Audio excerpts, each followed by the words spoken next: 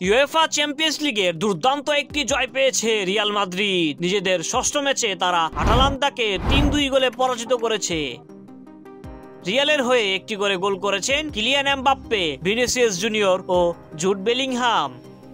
তবে পুরো ম্যাচে আক্রমণ ও বল দখলে এগিয়ে ছিল আটালান্তা, যদিও শেষ পর্যন্ত জয় পেয়েছে রিয়াল।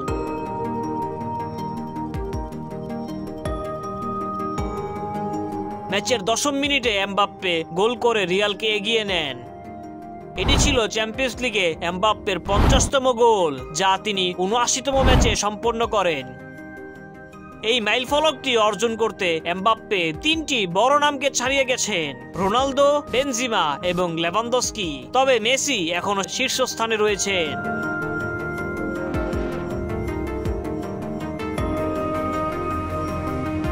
এমবাপ্পে প্রথমার্ধে একটি অসাধারণ গোল করার পর চোট পেয়ে মাঠ ছাড়েন।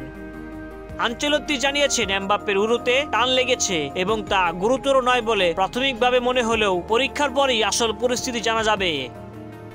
এদিকে দ্বিতীয়ার্ধে ৫৬ মিনিটে ভিনিসিয়াস এবং ৫৯তম মিনিটে বেলিংহামের গোলে ব্যবধান বাড়িয়ে নেয় রিয়াল।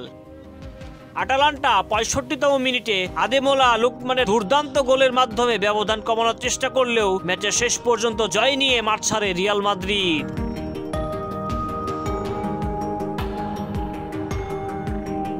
এই জয়ের সঙ্গে ২৪তম স্থান থেকে ১৮তম স্থানে উঠে এসেছে রিয়াল মাদ্রিদ, তাদের চ্যাম্পিয়ন্স লিগ অভিযানে নতুন আশা জাগিয়ে।